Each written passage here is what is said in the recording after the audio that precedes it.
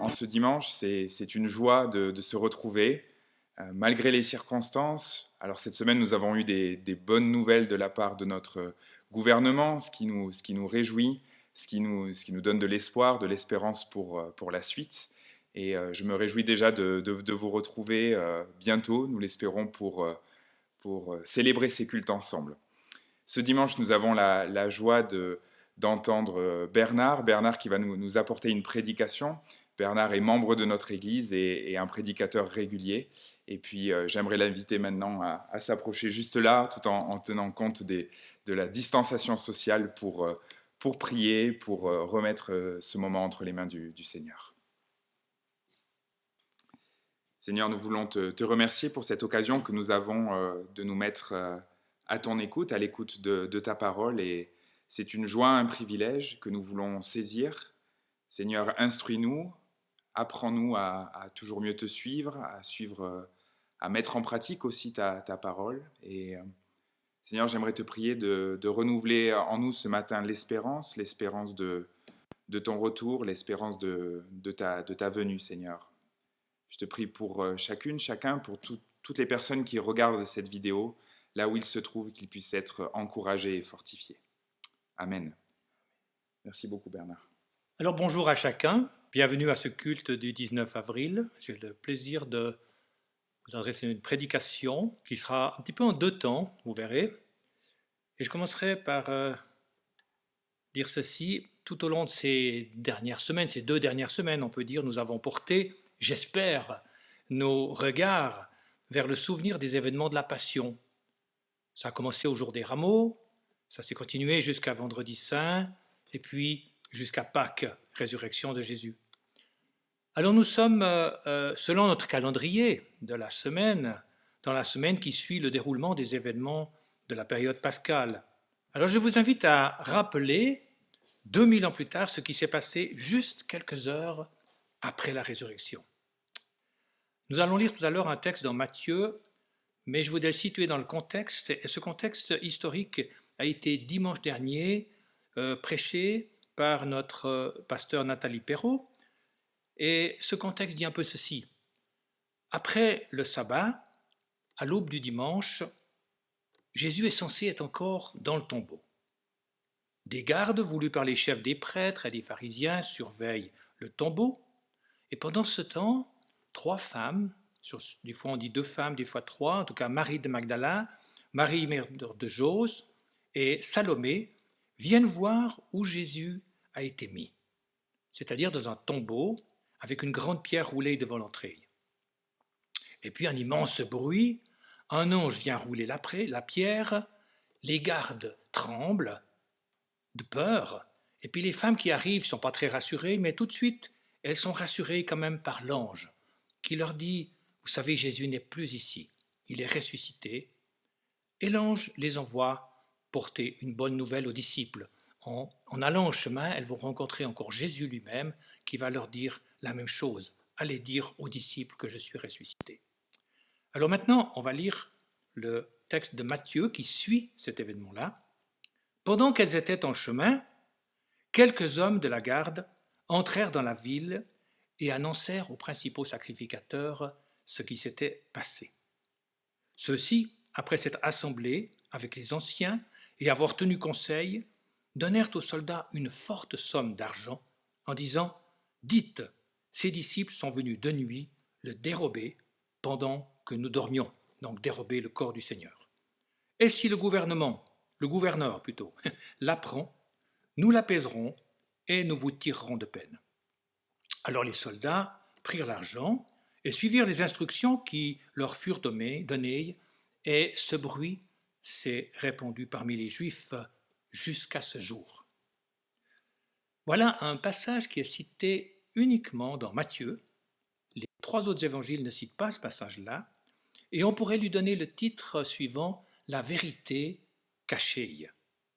La vérité, avec un grand V, écrit en grosses lettres, Jésus est ressuscité, mais cette vérité, elle est cachée, elle est bafouée, elle est camouflée. Et 2000 ans plus tard, on voit que ce déni de la vérité continue de se propager parmi les Juifs, premièrement, mais continue à susciter dans le monde une vague d'incroyance, de suspicion, d'athéisme. Vous connaissez probablement tous le journal Quart d'heure pour l'essentiel, qui a été tiré dernièrement pour la période de Pâques. Et ce journal comporte une rubrique qui a pour titre « Jésus est-il vraiment ressuscité ?» Et cet article démontre que depuis plusieurs années, la croyance en la résurrection est en recul. D'après les sondages qui ont été faits, un quart des Suisses seulement croient vraiment que Jésus est ressuscité après avoir été crucifié. Alors on pense peut-être à ce verset de Luc 18:8 qui dit « Quand le Fils de l'homme viendra, trouvera-t-il la foi sur la terre ?» Et je pense que c'est avec tristesse que Jésus a dit ça. C'est pour donner un avertissement à ses disciples qu'il pose cette question. Je crois qu'il vient dire dans quel état d'oubli, lorsqu'il reviendra, il trouvera le monde. Oubli de Dieu donc, il va trouver le monde à sa venue. Cependant, la question ne signifie pas qu'il trouvera plus de foi du tout sur la terre, je l'espère bien, et vous aussi. Mais cette parole de Jésus doit nous interpeller. Mais vous savez, je me dis quand même parfois, pourquoi Dieu a-t-il permis cela? C'est vraiment une question. Un mensonge, vous voyez, qui a une telle portée. Ce récit des événements s'est propagé parmi les Juifs jusqu'à aujourd'hui, nous dit la Bible. Alors on peut se dire, mais quel est le processus? Aujourd'hui, on dirait un petit peu, quelle est la traçabilité de ce qui a conduit à cette vérité cachée? On voit que premièrement, quelques hommes de la garde, qui ont peut-être eu peur, mais qui n'ont rien vu de Jésus, ils viennent donner un rapport au chef des prêtres. Deuxièmement, le conseil et les anciens, qui n'ont rien vu non plus, ils se réunissent et complotent ce qu'ils vont donner comme information pour qu'enfin on ne parle plus de ce Jésus et qu'ils puissent ainsi garder leur statut de chef religieux. Troisièmement, ils ne font aucune information officielle, mais ils font passer la nouvelle, je dirais la fausse nouvelle, par des soldats qui sont soudoyés par une forte somme d'argent. Et quatrièmement, ils assurent leurs méfaits ou assument leurs méfaits en apaisant éventuellement l'autorité civile romaine pour que tout soit apaisé. En 2014, Jean-Daniel Hassler, c'est un correspondant du lecteur de la Bible, il écrivait ceci.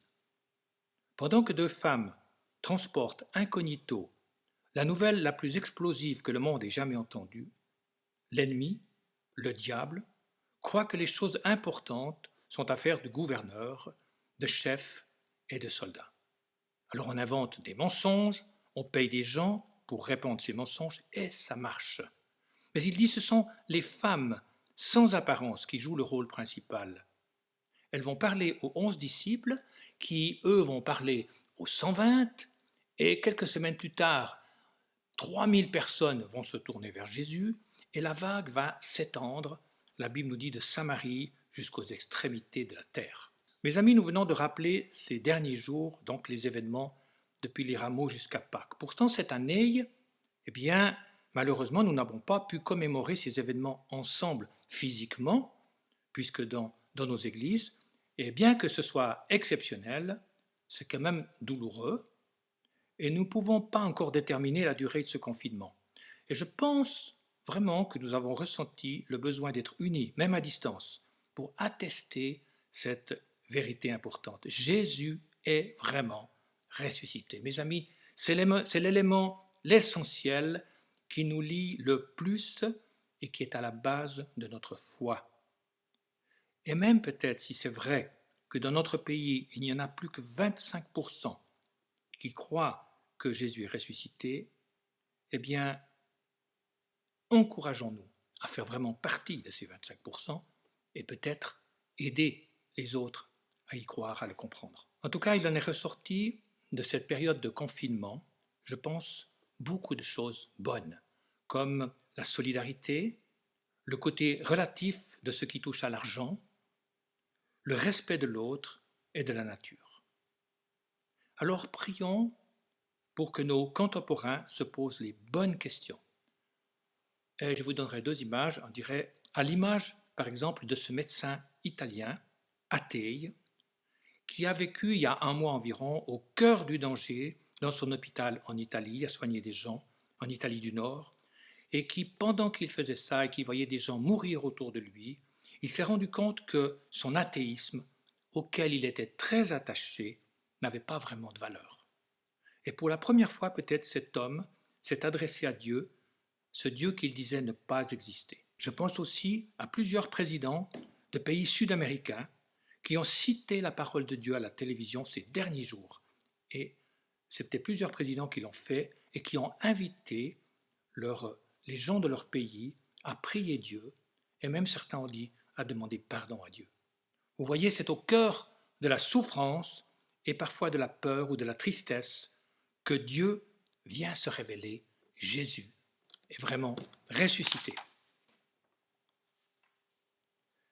Alors je voudrais dans un deuxième temps revenir quelque temps avant les événements de la Semaine Sainte. Lorsque Jésus enseignait ses disciples, par exemple, il leur disait « Moi je suis le cep, et vous, vous êtes les sarments, vous êtes attachés à moi. » Il les enseignait comment prier. Il leur expliquait ce qu'allait être le Saint-Esprit qui allait venir sur eux. Et dans l'évangile de Jean, au chapitre 14, les versets 27 à 28, ces textes qu'on connaît bien, où il dit « Je vous donne ma paix, je ne vous donne pas la paix comme le monde la donne, alors que votre cœur ne se trouble point et ne s'alarme point. » Puis ensuite il dit « Vous avez entendu que je vous ai dit « Je m'en vais et je reviens vers vous. » Ah, si vous m'aimiez, vous vous réjouiriez de ce que je vais au Père, car le Père est plus grand que moi. Je m'en vais maintenant, mais je reviens vers vous. » Donc, entre le « je m'en vais » qui s'est effectivement passé et le « je reviens » qui n'est pas encore arrivé, il s'est écoulé déjà 2000 ans. En cette période de pandémie mondiale, de confinement, et je dirais de danger de mort pour certains, on peut être dans cette réflexion que quelque chose est en train de changer. Et en tant que chrétien, on pense probablement aux avertissements de Jésus. Je reviens bientôt. Vous savez, on y a beaucoup pensé. Par exemple, lors de la guerre 14-18, ou plus près de nous, lors de la guerre 39-45, ou encore plus près pendant la guerre des 6 jours au Moyen-Orient, ou lorsqu'il y a eu un crash boursier. Et maintenant, on y pense parce qu'il y a le Covid-19 et que le monde entier est touché. Alors je crois que c'est bien de penser que Jésus revient. Mais je voudrais me poser la question, et vous poser la question, qu'est-ce qu'on fait de cette pensée que Jésus revient? Cette pensée qui nous vient plus particulièrement dans les moments difficiles comme maintenant, mais que peut-être on met un peu de côté lorsque ça revient à la normale.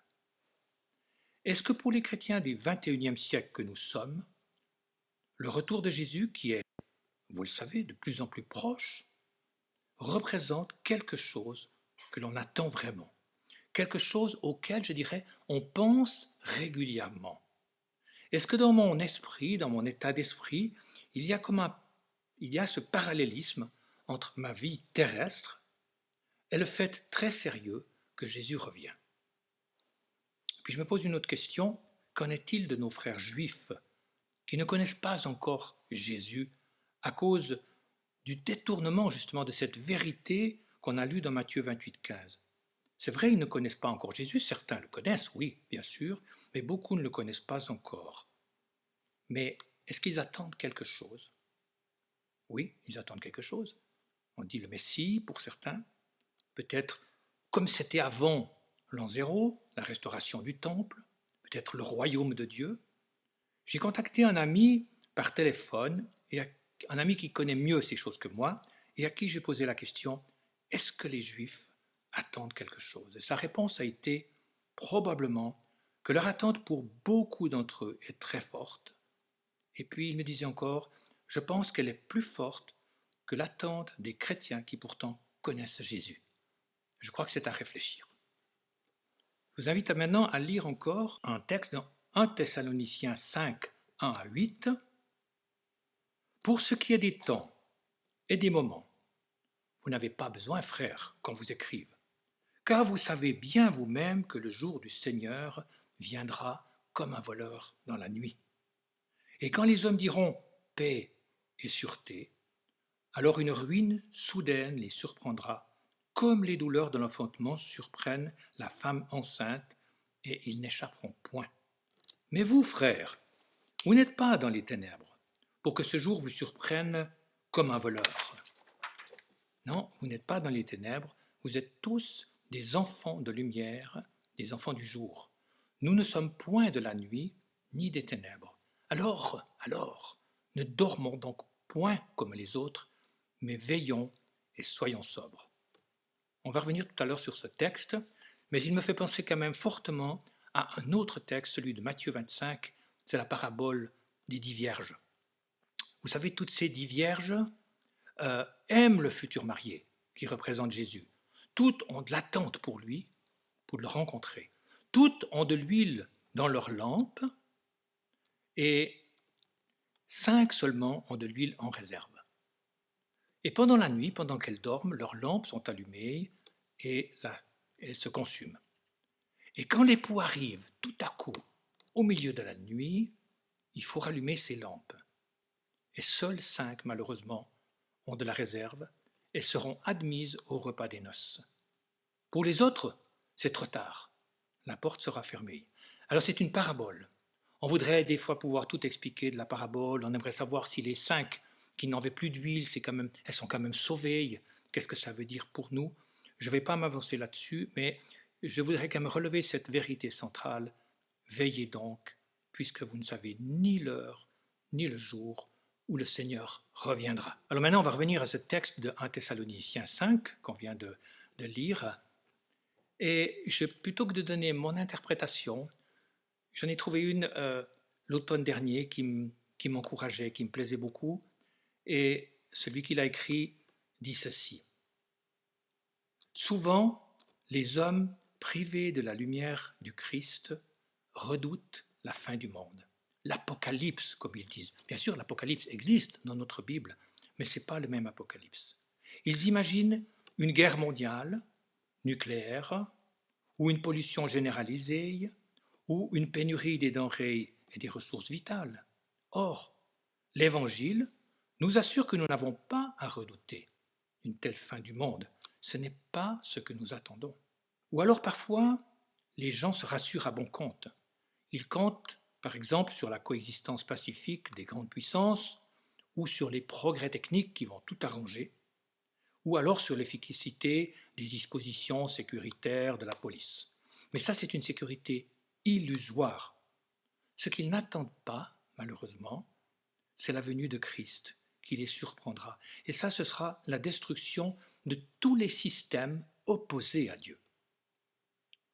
Et il disait encore, nous les enfants de la lumière, les chrétiens, nous l'attendons cet avènement. Nous ne savons pas quand il se produira, mais ce sera l'accomplissement de toutes nos espérances. La pleine réalisation du salut qui nous est déjà donné, mais que nous ne vivons qu'en partie pour le moment, mais que nous vivrons pleinement. Et il dit, ne dormons pas, veillons. Et il termine encore en disant, l'Apocalypse. Ça existe dans la Bible. Mais l'Apocalypse, ça n'est pas une catastrophe. C'est la manifestation de Jésus-Christ en pleine lumière et l'établissement de son autorité sur tout l'univers. Alors je termine avec 2 interpellations que je me pose aussi bien à moi que je vous pose à vous. La première, par rapport au premier texte que nous avons lu, est-ce que j'ai en moi cette certitude, cette conviction profonde et indestructible que Jésus, le Fils de Dieu, qui est mort pour moi, qu'il est vraiment, vraiment ressuscité, afin que par lui, j'ai la vie en abondance. Et je vous dirais que vous qui écoutez, je n'ai pas trop peur que vous allez dire non, je pense que vous êtes d'accord avec cela. Alors la deuxième question, fort de cette affirmation, est-ce que réellement, dans la paix de ce qui fait ma vie sur la terre, auprès de ma famille, mon travail, ma santé, ma retraite, mon église, ma foi, est-ce que je garde une place importante, régulière et remplie d'espoir que Jésus revient? Et posons-nous cette question, quelle est pour moi cette réserve d'huile qui fait que je ne serai pas avec une lampe vide à ce moment-là? L'huile des lampes dans la parabole des 10 vierges signifie la présence du Saint-Esprit qui veut habiter ma vie tous les jours. C'est ce Saint-Esprit qui conduit mes pensées, mes paroles et mes actes. Dans cette harmonie d'une vie sur terre qui est belle et qui est pleinement accomplie, mais en même temps d'une attente de celui qui revient. On ne sait pas quand il revient, mais il vient. Amen.